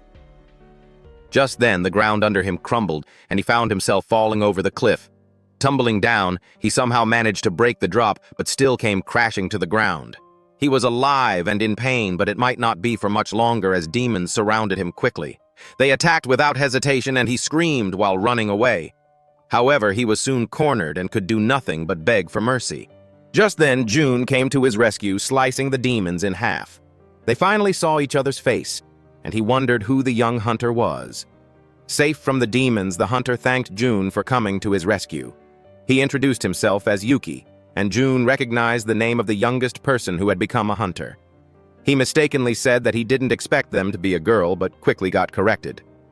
Due to his looks, even Reno was unable to believe it. Fortunately, her partner corrected her, saying it sometimes happened. Moving on, June recalled that he had called his name and wondered how he knew him. The young one had known before he even made a contract. Back then, he had watched him train relentlessly no matter what the situation. He was embarrassed to hear that someone had actually looked up to him all this time. Worrying after he was thrown over the cliff, he had accidentally fallen while watching. June asked him to join them, saying it must be fate somehow. The young one gladly accepted his hand and they banded together. A while later, the hunter chained a bunch of demons up and cut the last batch of enemies down. Yuki couldn't help but gasp in awe, mesmerized by their movements. Meanwhile, the shadow hunter was satisfied and started to be more confident in his ability. The boy fawned over how he had fought alone and asked what he had to do to be as strong. Reno revealed that they had conquered dungeons while holding hands. Trying to clarify the easily misconstrued statement, he explained that it was for their compatibility. He then wondered what divine spirit the newcomer had. Suddenly conscious, Yuki said its name was Kafka, an explosion spirit. It was completely different from their expectations given his meek image. He had wanted to help since earlier, but he was afraid of making a mistake and dragging them down. Sometime before, he had used his abilities on a mission, but had nearly killed his comrades by accident. Even small movements had made them worry, and they had cast him away in anger. He shuddered at the memory, and June apologized for making him remember the pain. Kafka lingered around its partner, seemingly comforting him. Trauma caused by using one's skill was not one easy to overcome. The older hunter comforted him, saying he must have been doing his best all this time. In the end, he promised that his efforts wouldn't betray him. Moreover, just wanting to help his comrades was enough of a sentiment for him. Never having heard such words before, his respect for his idol only grew. With newfound determination, he wiped his tears away and thanked June. Now he vowed to pay him back and be his strength somehow. Relieved to have another person by his side, they proceeded forward. 10 hours after entering the dungeon, the hunters reached the top of the mountain, where they were locked in an intense battle with the boss. Working together, they finished the preparations and rushed to hide behind Sarah. It charged at her, and with her high-ranking spirit, she called upon her power. Jets of water shot from above, impaling the powerful enemy and ending its life altogether. Just like that, the dungeon was successfully conquered and everyone cheered her on. With the subjugation complete, she turned to check if anyone was injured. Suddenly, dark magic appeared from above. The violent mana shook them to the core before settling on a spot nearby. From the black portal, a sinister presence stepped out. Imagine had entered the dungeon, complaining about the mana needed to get there. Realizing what it was, the hunters were on high alert. Despite its status, the demon looked fairly sloppy, prompting the others to underestimate it. Feeling overconfident, they charged in, wanting to make an opening for their leader. They were too hung up on victory and ignored her calls to stop. In that instant, they were sent flying away, killed in the blink of an eye. The gravity of the situation set in. Jaga complained, saying they were too weak for people who had just defeated the boss. He pointed at Sarah, saying she must be the leader, and challenged her to a fight. Knowing the danger, she commanded everyone to leave at once. They did as told, fearing for their lives. Meanwhile, the Majin introduced himself and asked her to do the same, but the hunter refused, saying there was no need to answer to a demon. With her attack flying at him, he decided to make her talk instead, making quick work of her water jets. While she was surprised, the hunter was suddenly kneed in the gut. It was a harsh lesson on how fast he was, and she was sent crashing into a wall. Now Jaga stood over her and gave her another chance to introduce herself. Unfortunately, her pride and spite got the better of her, and she replied insultingly. Since he couldn't get a proper answer, he gathered dark mana into his palm and told her to die instead. The red light shone on her face, and as he was about to shoot familiar dark chains, pulled his arm away, saving her just in time. June had appeared accompanied by Reno and got ready to face him.